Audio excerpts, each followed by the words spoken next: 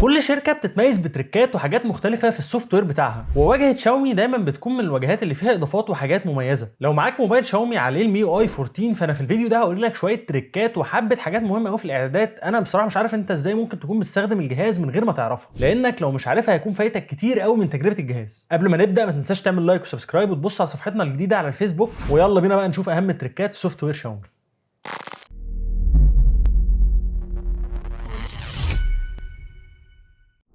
اول حاجه معانا وهي الرام بلس. اغلب موبايلات شاومي الجديده مسموح لك فيها ان انت تستغل جزء من مساحه الذاكره الداخليه بتاعه الموبايل ان انت تحولها لجزء من الرام، وده هيفيدك لو فاتح تطبيقات كتير قوي على الجهاز علشان مفيش حاجه منها تقفل بالغلط. هتفتح السيتنجز وهتنزل على اديشنال سيتنجز،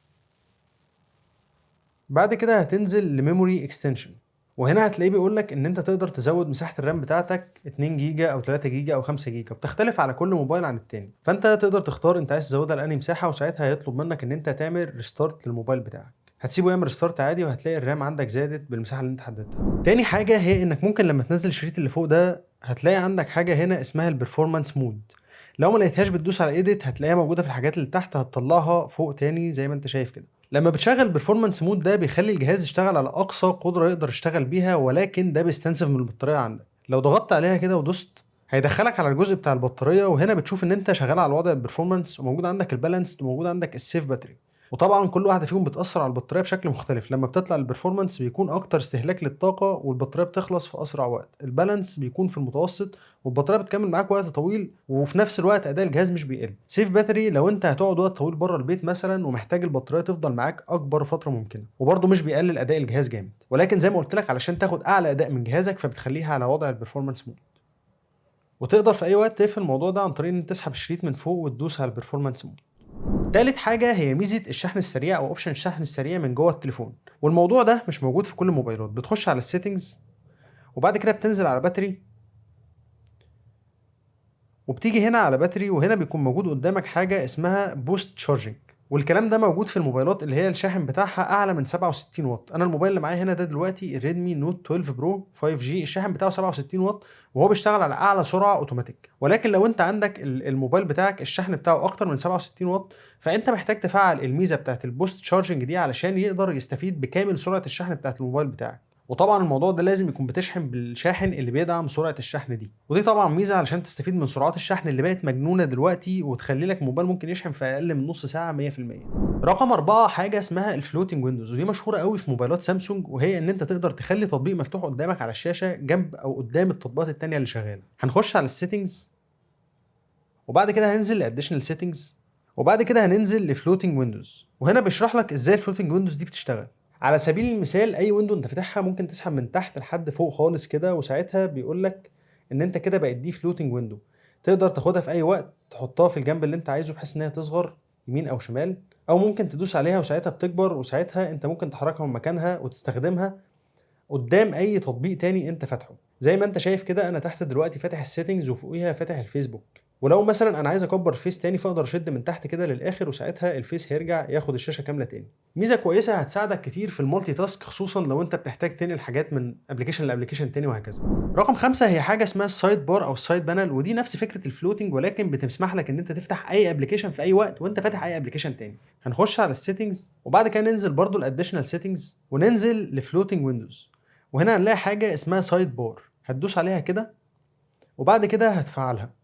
دلوقتي بقى موجود عندك السايد بار على شمال الشاشه. لو سحبت السايد بار كده في اي وقت هيطلع لك ابلكيشنات كتير ممكن تفتح منها اي ابلكيشن فوق الابلكيشن اللي انت شغال عليه دلوقتي. وليكن مثلا احنا عايزين نفتح مثلا الفيسبوك، هندوس عليه كده، مجرد ما دوسنا عليه الفيس فتح معانا زي اي ابلكيشن تاني فلوتنج ويندوز عادي خالص. تقدر بقى تفتح اي ابلكيشن تاني زي ما انت حابب.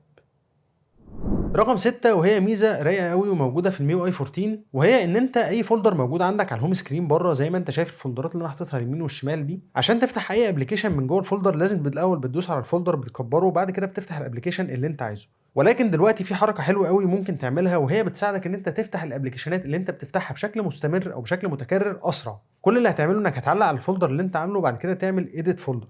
دلوقتي بيظهر لك شكلين للفولدرات، شكل بيخلي لك الفولدرات زي ما هي في العادي ان انت لازم تفتح الفولدر وبعد كده تختار من جوه الابلكيشن، والشكل التاني بيقول لك ان انت بيخلي لك اكتر ابلكيشنات انت بتستخدمها، او الابلكيشنات اللي في الاول دايما ظاهره بره وممكن تفتح على طول من غير ما تخش جوه الفولدر. يعني انا دلوقتي مثلا عايز افتح الخرائط، فبمجرد ما بدوس هنا كده بيفتحها لي، مش لازم افتح الفولدر ذات نفسه. طب لو عايز افتح اي حاجه من الابلكيشنات التانيه اللي جوه الفولدر، ساعتها بدوس برده على الحاجات الصغيره وبيطلع لي الفولدر كامل زي ما كان في الاول. وميزه بصراحه شكلها حلو، بتسهل عليك ان انت تفتح اي فولدر انت عايزه او اي ابلكيشن انت عايزه من جوه اي فولدر من غير ما تكبر الفولدر تاني.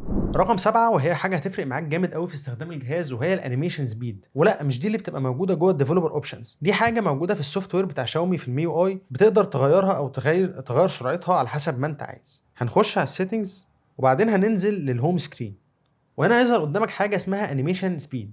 هي غالبا على الديفولت بتبقى معموله على الريلاكسد، انت بتخليها على الفاست علشان تاخد اسرع سرعه للانيميشنز. زي ما انت شايف كده الانيميشن هتبقى اسرع بكتير من قبل كده. او تخليها على البالانس لو انت برضو حابب تتفرج على الانيميشن وانت بتطلع من اي ابلكيشن مثلا او بتفتح اي ابلكيشن وهكذا.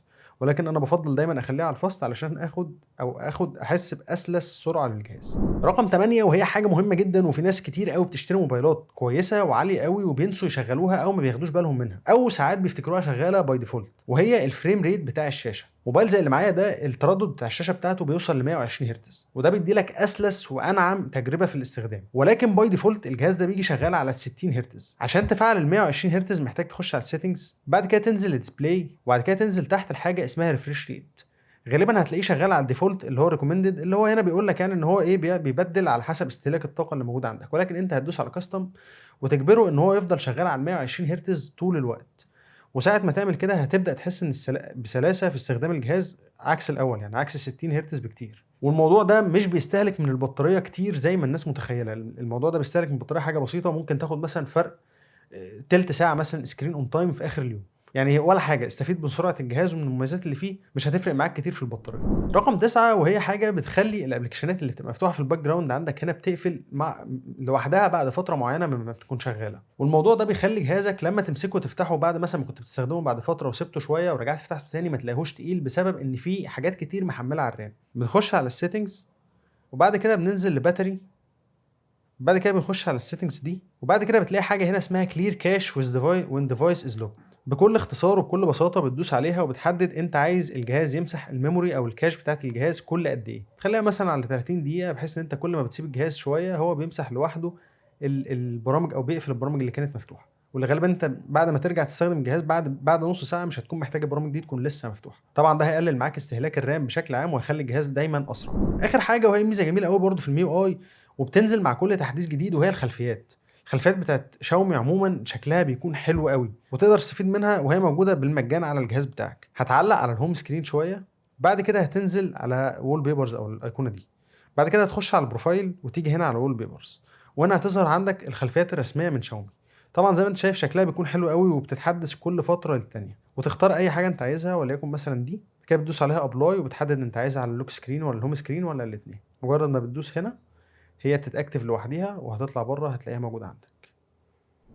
من وجهة نظري واجهة شاومي من احسن الواجهات اللي موجودة على الاندرويد كاضافات، ولكن بيعيبها تقلها وعدم استقرارها. لو انت معاك موبايل شاومي قول لي ايه رايك في الواجهة دي، ولو انت عارف اي تريكات او حاجات تانية انا ما ذكرتهاش في الفيديو ده قول لي عليها. كمان لو نوعية الفيديوهات دي عجبتكم فان شاء الله الفترة الجاية هحاول اعمل منها اكتر. وخلي بالك لان واجهة الوان يو اي 6 نزلت بالاندرويد 14 على الموبايل ده، فممكن يكون ده الفيديو الجاي. كالعادة لو عجبك الفيديو ما تنساش اللايك وسبسكرايب، ولو عندك اي سؤال او استفسار سيبه لي تحت في الكومنتات وانا ان شاء الله هرد عليك في اقرب وقت. ايدك معانا بس كده علشان عايزين نوصل ل 50,000 سبسكرايب ان شاء الله قبل اخر السنه. كان معكم يوسف، شوفوا الشوق على خير، مع السلامه.